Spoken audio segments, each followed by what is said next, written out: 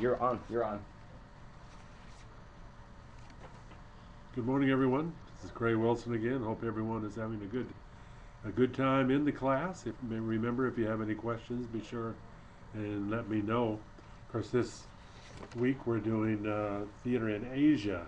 I have an interesting story to tell about Asia. I've been around the world, I think, a few times, doing a few plays. And one year I was in Tokyo. We had a day off, so I decided, oh heck, I'll walk around the Emperor's Palace. And of course, if you've ever been there, it takes at least 8 hours to walk around the Emperor's Palace. So I was having an interesting time getting to know the people and the lore and things like that.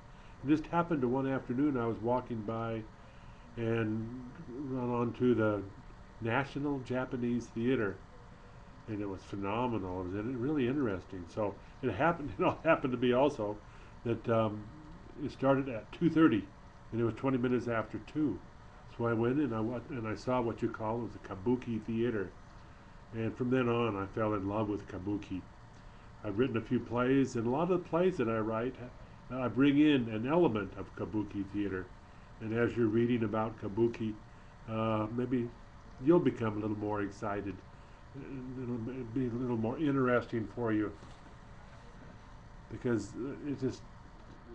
it works with movement, it works with visual, and also the kind of music that they use is very interesting too.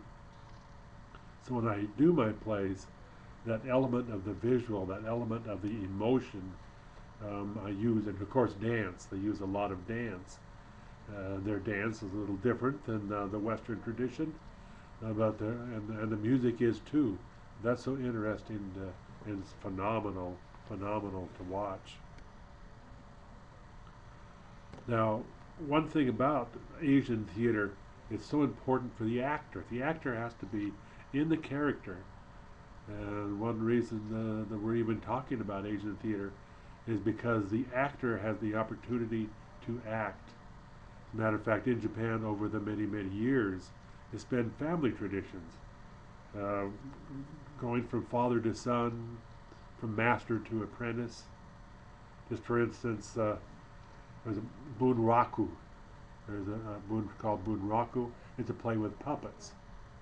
Now, they build their own puppets, and the master of the puppetry, he has to be there at least 20 years before he's able to use the right hand of the puppet and the head. And so he has an apprentice that uses the left hand of the puppet, but he has to use the left hand for 20 years and learn from the master. After 20 years, you can go to the right hand and also use the head of the puppet. But that's bunraku. There's so many exciting elements of Japanese theater.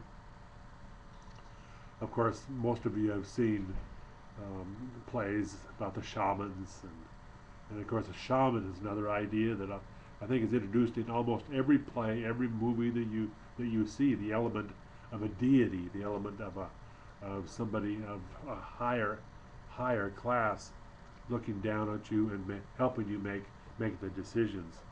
But it's so important, I think, that we study this maybe a little deeper than the others, just so we can understand the element of what it takes, the element of emotion, to make the class work. Okay, Chapter 6, the Theater in Asia. What we know as theater is produced in almost every inhabited area of the world today, and in several thousand different forms, yet virtually all such activity can be divided into two all-encompassing categories: theater of the West and theater of the East.